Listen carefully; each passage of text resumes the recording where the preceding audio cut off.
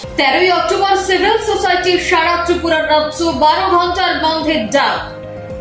7 দফা দাবি নিয়ে আগামী 13ই অক্টোবর সিভিল সোসাইটি সারা ত্রিপুরা রাজ্য 12 ঘন্টার বন্ধের ডাক দিয়েছে। সাংবাদিক সম্মেলনে এমএলএ হোস্টেলে বিধায়ক রঞ্জিত দেব বর্মা বিস্তারিতভাবে জানান, প্রোগ্রামের জন্য আসতে পারেনি, ওনারাও আসবেন, ওনার সমর্থন আছে। এখানে প্রেস মিটটা আমরা দেখেছি এই কারণে সিভিল সোসাইটি থেকে আগামী 13ই অক্টোবর 2025 ওই দিন আমরা সারা ত্রিপুরায় 12 ঘন্টার বন আমরা আহ্বান করেছি। কী কারণে আমরা বন আহ্বান করছি তার ব্যাখ্যা আমরা এখানে তুলে ধরেছি। এখানে আমরা স্পষ্ট পেয়েছি এখানে কী কারণে আপনাকে তুলে করতে হয়েছে সেটা আমি আপনাদের কাছে তুলে ধরছি। প্রথমত হচ্ছে যে আমাদের কেন্দ্রীয় সরকারের যে দিক নির্দেশনা অনুসারে ত্রিপুরায় বেআইনি অনুপ্রবেশকারী বিদেশিদের শনাক্ত করার জন্য প্রশাসনিক অপারেশন শুরু করতে হবে। এটা মিনিস্টার অফ হোম অ্যাফেয়ার্স থেকে নির্দেশনা আসার পরেও ত্রিপুরায় এটার কোনো স্টেপ নেওয়া হচ্ছে না, কোনো পদক্ষেপ নেওয়া হচ্ছে না। যেটা আসামে নেওয়া হয়েছে, যেটা দিল্লিতে নেওয়া হয়েছে, যেটা গুজরাটে নেওয়া হয়েছে, হরিয়ানায় নেওয়া হয়েছে, মহারাষ্ট্রে নেওয়া হয়েছে, কিন্তু এই ব্যাপারে ত্রিপুরার মাননীয় মুখ্যমন্ত্রী মহোদয়, যিনি স্বরাষ্ট্র দপ্তরের ভারপ্রাপ্ত মন্ত্রী, তিনি এই ব্যাপারে কিছু বলছেন না। কেন বলছেন না? উনি মাঝে মাঝে সাংবাদিকদের মুখোমুখি বলেন যে 2014 31 ডিসেম্বর পর্যন্ত বেআইনি অনুপ্রবেশকারীদের তাদেরকে এখানে বৈধতা দেওয়া হবে, নাগরিকত্ব দেওয়া হবে। ভালো কথা। এখন 2024 31 পর্যন্ত করা হয়েছে, এটাও ভালো, এক্সটেনশন করা হয়েছে, এটা ভালো কথা। কিন্তু আমরা সিভিল সোসাইটি সেটাকে মানি না। কিন্তু ত্রিপুরা রাজ্যের এডিসি রয়েছে, এডিসি তো সিএ লাগু হওয়ার কথা না। আর সবচেয়ে যারা এখানে অবৈধভাবে আছে তারা তো আজকে সিএ নাগরিকত্ব পাওয়ার জন্য তারা তো অনলাইনে তারা তো আজ পর্যন্ত কেউ অ্যাপ্লাই করেনি।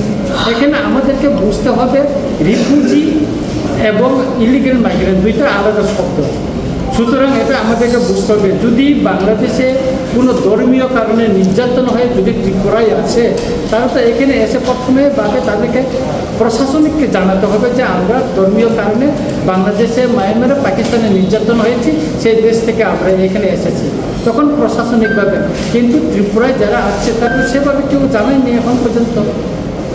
সুতরাং আমরা বলছি যারা অনুপ্রবেশকারী, সে যেই হোক, সে পাহাড়ি হইতে পারে, সে বাঙালি হইতে পারে, সে মায়ানমারের লোক হইতে পারে, এবং এখানে ইন্দোনেশিয়ার কিছু মাইগ্রেন্টও আমরা দেখছি এখানে বিলুনিয়াতে ধরা পড়ছে, এবং মিজোরাম কিনা বলে মায়ানমারে কুকিও ধরা পড়ছে, আমবাসাতে আমরা দেখলাম।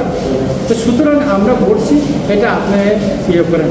কিন্তু আমরা মাননীয় মুখ্যমন্ত্রীকে বলতে দেখছি আমরা তো বেআইনি অনুপ্রবেশকারী ধরছি, যাদের পুলিশের সামনে চোখে পড়ছে তারা ধরা পড়ছে, কিন্তু পুলিশের চোখের বাইরেও, দেশের চোখের বাইরেও তো অনেক অনুপ্রবেশ হচ্ছে।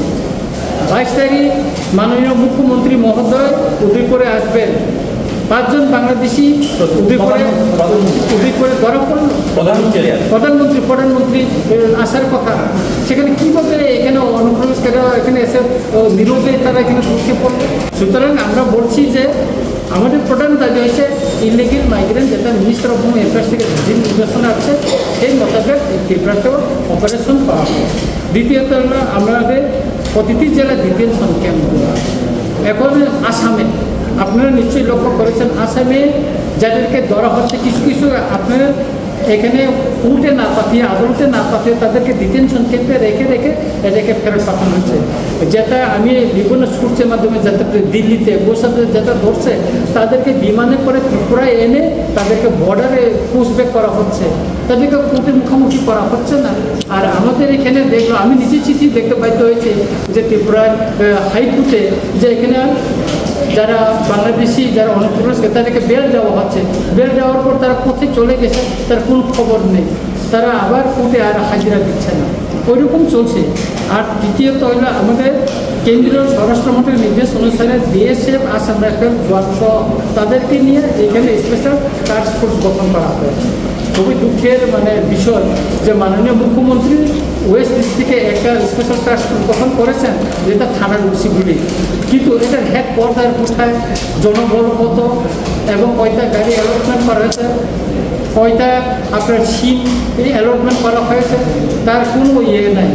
সুতরাং আমি বলবো যে এটা কীভাবে ইয়ে করা হচ্ছে মানে স্পেশাল টাস্ক ফোর্স গঠন করা হচ্ছে সেটা আমরা বুঝতে পারিনি।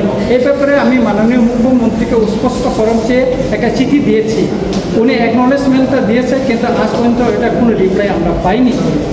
আরেকটা হইল 4 নম্বর দাবি হচ্ছে আমরা ত্রিপুরা ইনার লাইন পারমিট চালু করছি।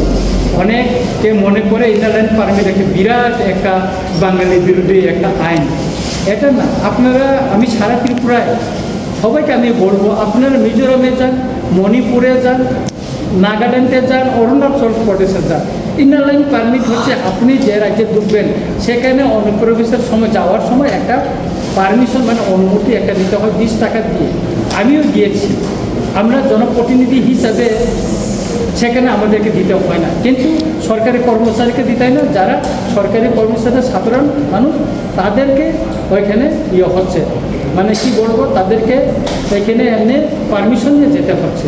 সুতরাং ইনার লাইন পারমিট হলে ত্রিপুরায় দৈনন্দিন কত লোক ত্রিপুরায় আছে, কতজন বাইরে চলে গেছে সেটা আমরা জানতে পারবো, সেটা রেকর্ড হবে এবং গভর্নমেন্টের রেভিনিউ পাবে।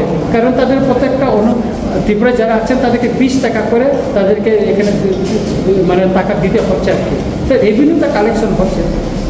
সেজন্য আমরা বলছি যে ত্রিপুরায় অবিলম্বে ইনার লাইন পারমিট চালু করতে হবে, ঘোষণা করতে হবে।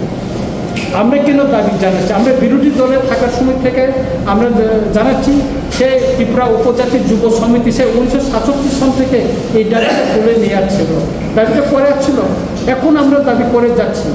আমাদের অষ্টম তফসিলের প্রয়োজন নেই, অষ্টম তফসিলের অনুমোদন করতে গেলে যদি কোনো সমস্যা থাকে তাহলে আমাদের কোনো আপত্তি নেই, আমরা অষ্টম তফসিলটা বাতিল করব।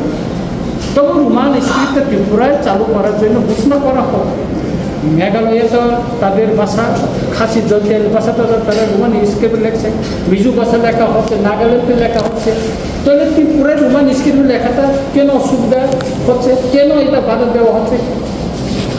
এখানে আরেকটা বিষয় দেখার হয়তো কিছুদিন আগে কেন্দ্রশাসিত রাজ্য যে লাদাখে একটা জনগোষ্ঠীর ভাষা সেটাকে রোমান স্ক্রিপ্ট লেখার জন্য আমাদের মাননীয় রাষ্ট্রপতি উনি গেজেট নোটিফিকেশন বের করে দিয়েছে।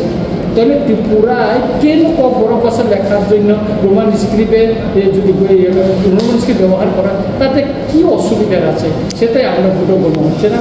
এই ব্যাপারে আমরা বিধানসভাতে বারবার আমরা বলেছি, কিন্তু এই ব্যাপারে স্পষ্ট এখন পর্যন্ত আমরা কিছু জানতে পারিনি। আর 7 নম্বর হচ্ছে তপশিলি জাতি তপশিলি জনজাতিদের যে সার্টিফিকেট যেটা ফ্যাক সেটাকে বাতিল করার জন্য আমরা বলছি। দেখেন সুব্রত কৈরি, এখানে আমি চিঠি লিখেছি, সে প্রমোশন পেয়েছে, সেটা কীভাবে সে এসপি হইল? সে তো ওবিসি ক্যাটাগরি 17 নম্বরে আছে ত্রিপুরার, যেটা ওবিসি ক্যাটাগরিতে 17 নম্বর, এসপি ক্যাটাগরিতে নাই, এসসি ক্যাটাগরিতে নাই। এভাবে আরেকজন কৈরি সে এসসি সার্টিফিকেট পেয়েছে, একজন এসপি একজন এসসি সার্টিফিকেট, আমাদের কাছে ডকুমেন্টস আছে। তাহলে এইভাবে অনেকটা তারা পেয়ে যাচ্ছে। আমরা বলছি যারা সরকারি বিভিন্ন সুযোগ সুবিধা এক সার্টিফিকেট নিয়ে এসসি সার্টিফিকেট নিয়ে যারা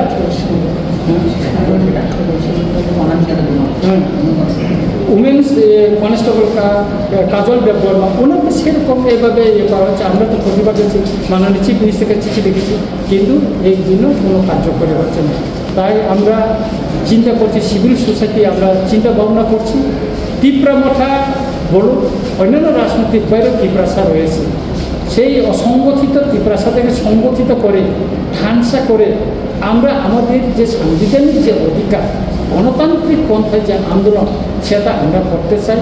আমি আজকে আপনাদের এই প্রেস মিটের সামনে আমি একজন ত্রিপুরা মঠার এমএলএ হিসেবে আমি এখানে বসিনি, আজকে আমি সিভিল সোসাইটির একজন জনপ্রতিনিধি হিসাবে, জনগণের নির্বাচিত প্রতিনিধি হিসাবে আজকে সিভিল সোসাইটির এই নেতৃবৃন্দের সঙ্গে আমি এখানে বসছি। তাই সুতরাং এই বনের আওতার বাইরে আমরা ফায়ার সার্ভিস, অ্যাম্বুলেন্স সহ বিভিন্ন খাদ্য মানে ফলের দোকান, ওষুধের দোকান, এগুলো হোটেল, এগুলো আমরা বাইরে রেখেছি, রুটের ইয়েটা আমরা বাইরে রেখেছি। আমরা আশা করব 13ই অক্টোবর সারা ত্রিপুরায় সাকসেসফুল বন্ধ হবে, যাতে 7 তারিখ জুলাই আমরা আগরতলাতে সিভিল সোসাইটি যে আমাদের সিভিল সোসাইটি যেভাবে সাকসেসফুল আমরা মুভমেন্ট করেছিলাম শান্তিপূর্ণভাবে, ঠিক তেমনি 13 তারিখও শান্তি। Report into Bangla.